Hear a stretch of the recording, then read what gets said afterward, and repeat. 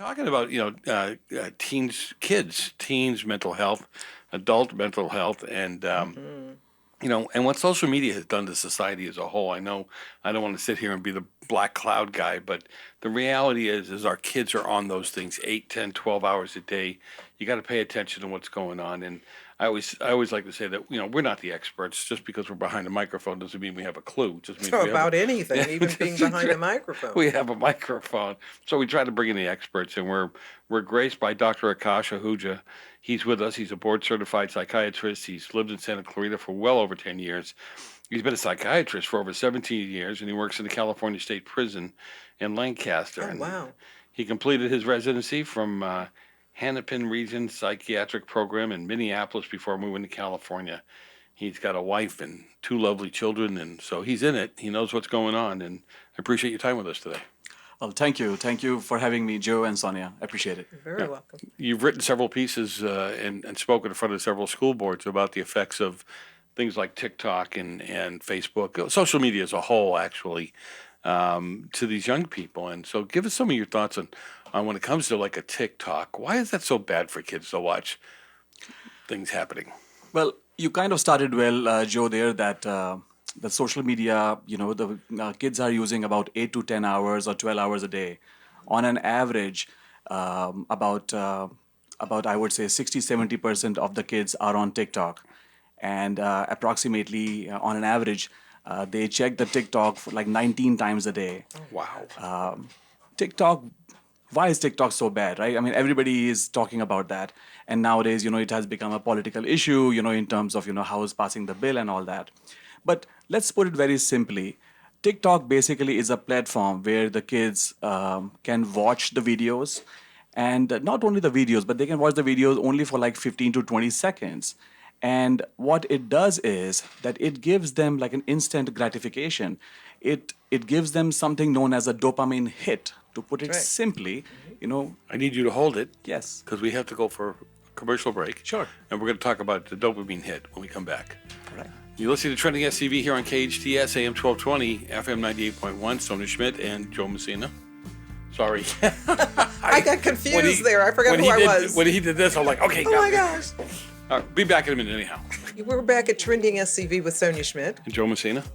And who else? And, we'll get to our guest in a second. Oh, we got traffic again? No, please. It's wide open green everywhere. This is This is a little freaky. What's that, the green? I know, the traffic is so... It's almost like that movie The Day After, Ain't Nothing Happening. Oh, my gosh. Do you know what I'm that saying? was such a good movie. Yeah, really, really, really kind of funny. Okay, so let's get back to our conversation with Dr. Aakash Ahuja. He's a board-certified psychiatrist. He's lived in Santa Clarita for well over 10 years. He's been a psychiatrist for over 17 years, and he currently works in the California State Prison in Lancaster. He completed his residency in Hennepin RegionsPsychiatry Program. Haven't had enough coffee yet. In Minneapolis before moving to California. He's got a lovely family, 2 kids and a wife, and so he's in it. He's dealing with this kind of stuff on a day-to-day basis. You were talking about social media and TikTok in particular, and the videos, the quick videos they get to see on a regular basis and the effect it's having on them. Right. So thank you, Joe. I mean, I touched upon the dopamine hit. And what I meant with that was that usually, in real life, like for example, right now we are sitting here, we get our natural dopamine by doing good things. You talked about certain good foods today for St. Joseph Day. When you eat good food, you think about it, you get some dopamine hit in your brain. Sure. When you go take a vacation, or you talk about your kids, Sonia, or anybody, that gives you some satisfaction. Right. The kids also, when they used to get good academic grades, when they used to hang out with their friends, family, dinners and Thanksgiving, that gives them a sense of accomplishment. That gives them a dopamine hit. Sure. But now that is replaced by the dopamine hits from the social media, especially from like these YouTube shorts and the Facebook reels and the TikTok, as we mentioned. And that algorithm of TikTok makes it so addictive that people keep on scrolling, and the TikTok will show them the videos which they tend to like more. So they get these dopamine hits constantly. Wow. And look, let's be honest. Who wants to work hard to get the dopamine hit when you can just get it over the TikTok? Jeez. So these kids can get very easily addicted. The adults too, but adults at least have a mature brain pattern where they can at least switch on and switch off most likely, and but the kids have not developed their brain in that fashion. They are very impulsive, and when they are impulsive and they don't know how to inhibit certain things, on top of that, if we mix the social media, it can become very dangerous, and that's why TikTok becomes extremely addictive. And to say the least, it can lead to a lot of mental health symptoms in them, which sometimes you will not see them that often in the adults. If I can touch upon that a little Yes, it's bit. funny. I just wrote down that on my little notes here. What are the symptoms, and are you seeing people that you're treating that are having these problems? So when people are, so accustomed of using social media, their whole life depends upon getting the likes on the so-called likes on the TikTok or the other platforms. They get instant gratification in this virtual world.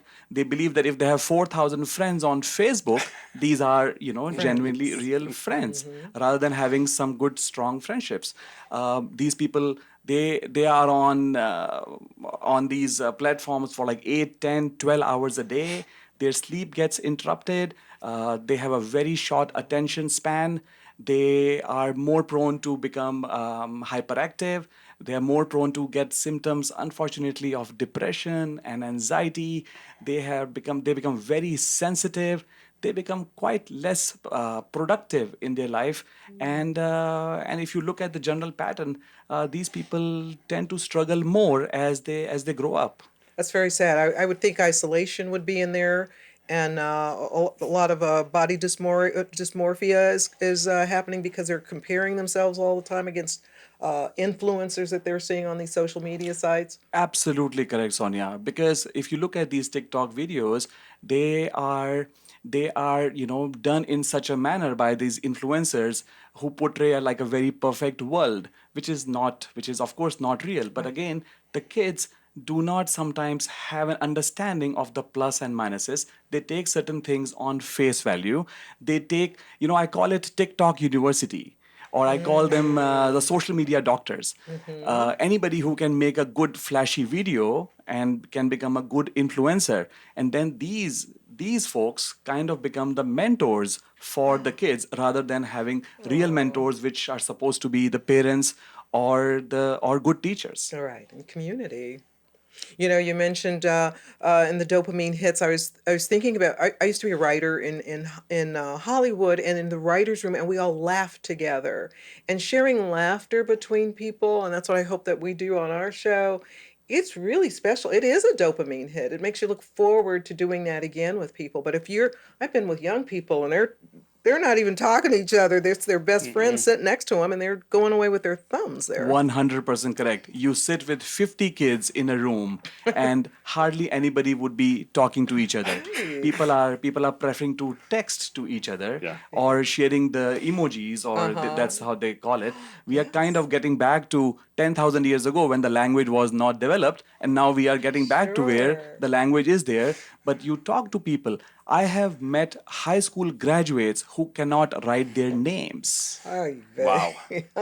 Can Well, you- even applications. Some of my friends a few years ago that owned businesses we were joking about it. They get applications filled out in textese, Right. because they're shortening the terms. Why and can't doing you stuff write like out, "Thank you"? Yeah, thank you. All right, Yeah, thank you. exactly. I had to ask young Jerry the other day, what does YOLO mean? Because I'm getting texts that say YOLO. I'm like, okay, cool. What's that mean? They just can't spell yellow, right? No. No, isn't it? Okay. I think it's like you only live You only once or live something like that. once. But If you could, within a minute or two, could you give us some signs that your child is just addicted to that device and what they could do to help?